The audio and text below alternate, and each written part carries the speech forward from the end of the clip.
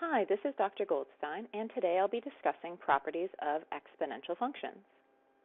So the first property that I'm going to discuss is given by the following theorem. The derivative f prime of x is equal to k times f of x for some constant k, if and only if f of x is an exponential function of the form f of x equals a e to the kx. Now this is a little bit hard to understand written mathematically. What it means is that the rate of change of a function is proportional to the value of a function precisely when this function is exponential.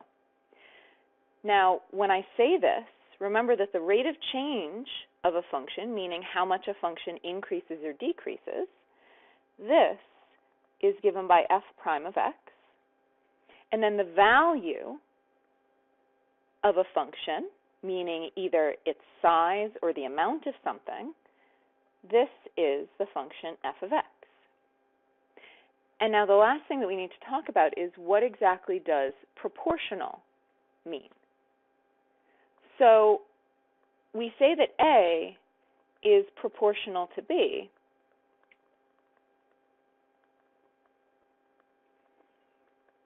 if A is equal to K times B for some constant K. And this is what the word proportional means. So what this means visually is if we graph B on the horizontal axis and A on the vertical axis, when K is greater than 0, we get a positively sloped line. And so as B gets bigger, A also gets bigger. And when K is negative, we get a negatively sloped line. And so as B gets bigger, A gets more and more negative. A gets smaller.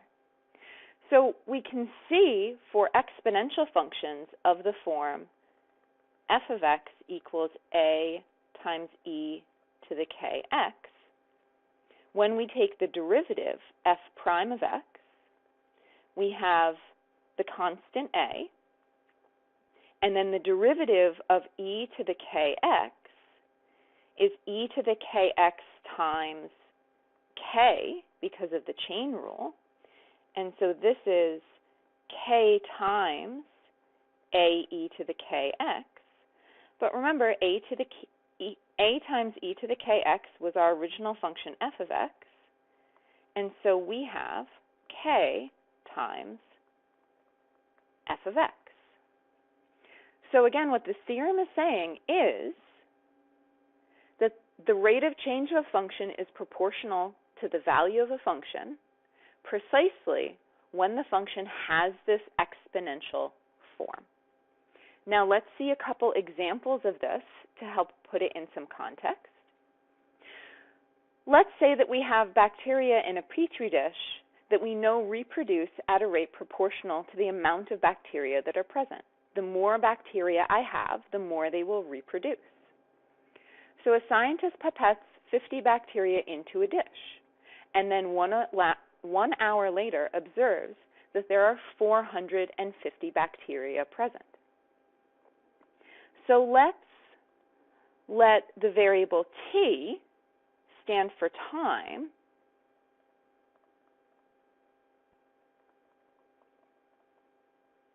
measured in hours.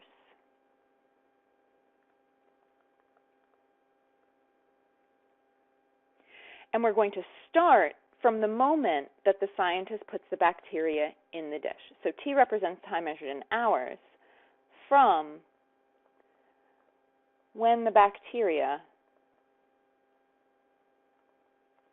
are put in the dish. And then we're going to let capital B of t represent the number of bacteria at time t, meaning t hours after the bacteria are put in the dish. So what we're told in the problem is that 1 b of t is an exponential function, so it has the form a e to the power kt, and this is because we're told that the growth of this population is proportional to its size. We're also told that at time t equals 0, we have 50 bacteria, and then 1 hour later, so t is measured in hours, so 1 hour later, we have 450 bacteria. Now, using 1 and 2, we have that b of 0 is equal to a times e to the k times 0. And so this is a times e to the 0, which is a times 1, which is just a. This is equal to 50. We have 50 bacteria when we start off. So now, using 3, we know that at time t equals 1, so 1 hour later, we have 50. Remember, we just found that a was 50. We have 50 e to the k times 1. So this is 50 e to the k. We know that this is 450. So dividing by 50, e to the k is equal to 9. So k is equal to the natural log of 9, which is approximately 2.197. So overall, if we want to describe our population of bacteria, we have b of t equals 50 e to the 2.197 times t. So for any time t, we can find out how many bacteria we have just by plugging that in. And again, t is specifically measured in hours after these original 50 bacteria are introduced. Let's talk about another property of exponential functions. So exponential functions have a constant doubling time or half-life. Now this depends on whether we're talking about exponential growth or exponential decay. So we have a doubling time when we're talking about exponential growth, and that's specifically when this k, our constant, is positive. And this is because our population is getting bigger and bigger and bigger in this case. We have a half-life when we're talking about exponential decay, and this is specifically when this constant k is less than 0, is negative. So doubling time literally means how long it takes for the population to double.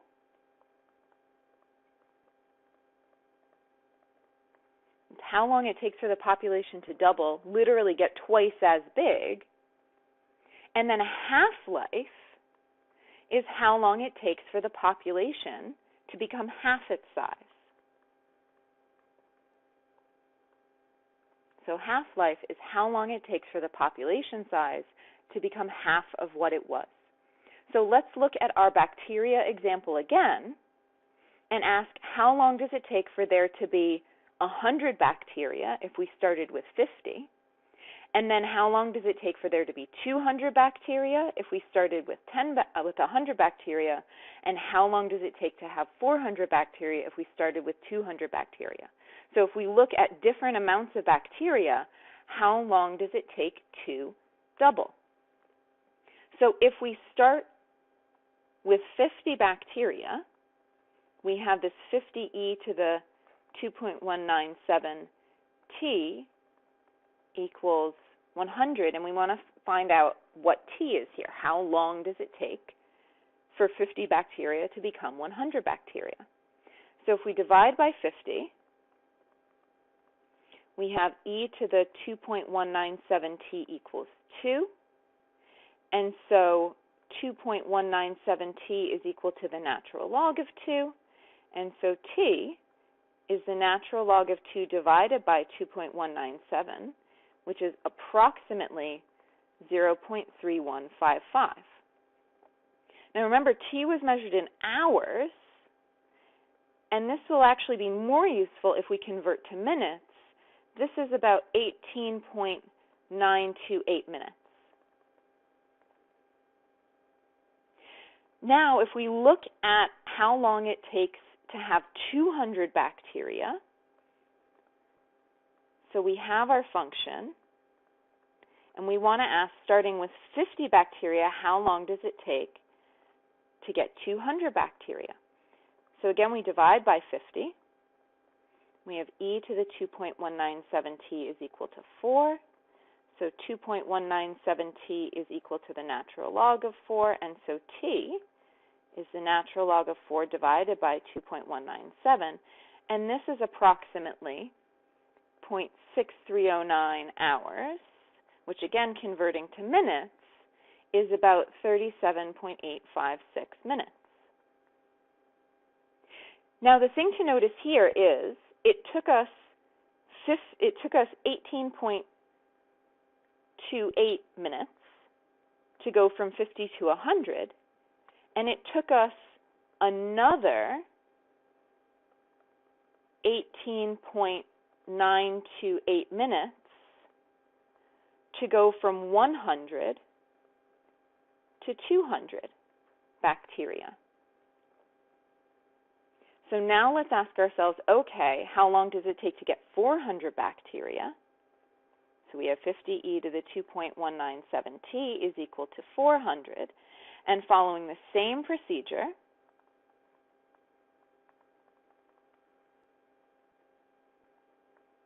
we get approximately 0.9464 hours, which again, converting to minutes, we have approximately 56.784 minutes.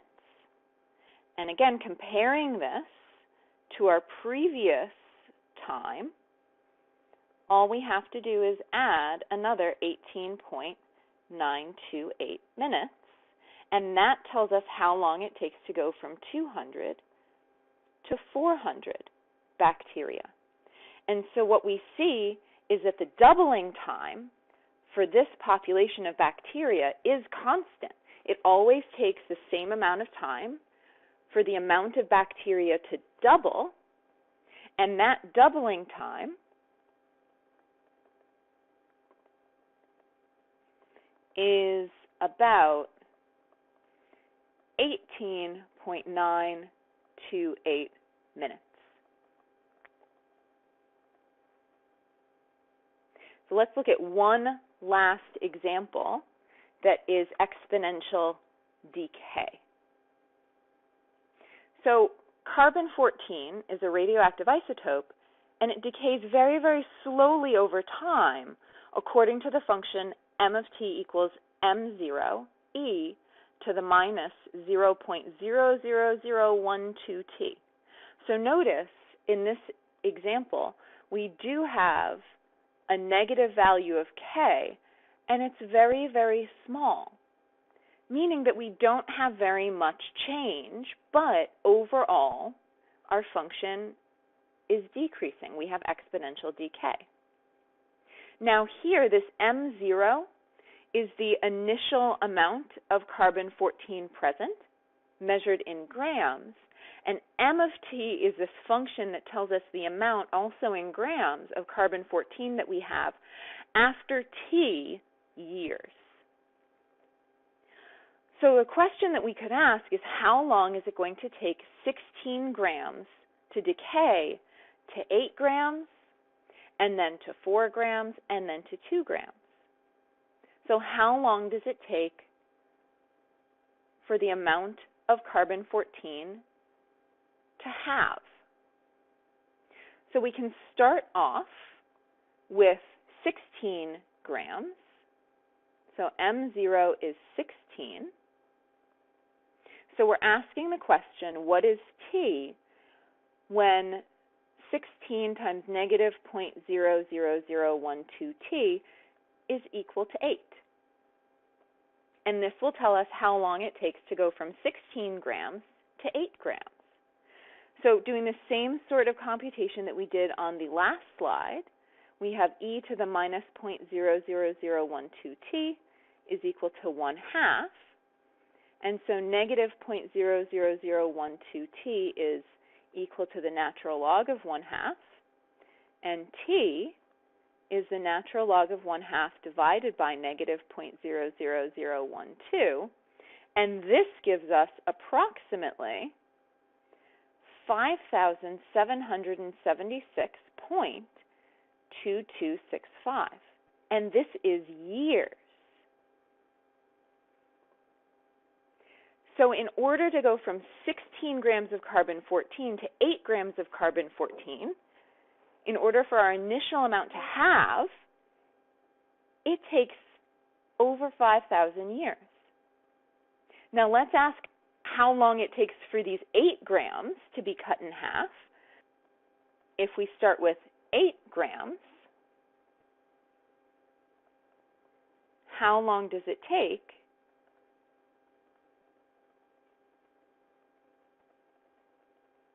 to get to 4 grams? So again, same procedure, divide by 8. And so we're solving e to the negative 0.00012t is equal to 1/2. And now notice this is the exact same equation that we had before. And so if I continue to solve, I'm going to get the exact same thing. And I end up with t equals the natural log of 1/2 divided by negative 0.00012, which is again about 5,776.2265 years. And now let's do the last one. How long is it going to take to go from 4 grams to 2 grams? So if our initial amount is 4, then we have 4 e to the negative 0.00012t. And if you're going to have 4 grams, it's going to turn into 2 grams. And again, if we divide by 4, we end up with e to the negative 0.00012t equals 1/2. And this is the same. So when we solve for t, we're again going to be getting the natural log of 1/2 divided by negative 0.00012, which is approximately 5,776.2265 years. So again, the point of a half-life is it always takes the same amount of time to end up with half of whatever you started with. So what we see from our computations is that the half-life of carbon-14 is approximately 5,776 years. And that's why it's so useful to use carbon-14 for dating organic material that's tens of thousands of years old. If you estimate how much carbon-14 there was originally, and you know how much carbon-14 there is now, you can tell how much time has passed. And because it decays so slowly, it detects these changes over tens of thousands of years. So again, this is 2 properties of exponential functions, both of which make them useful in lots and lots of different applications.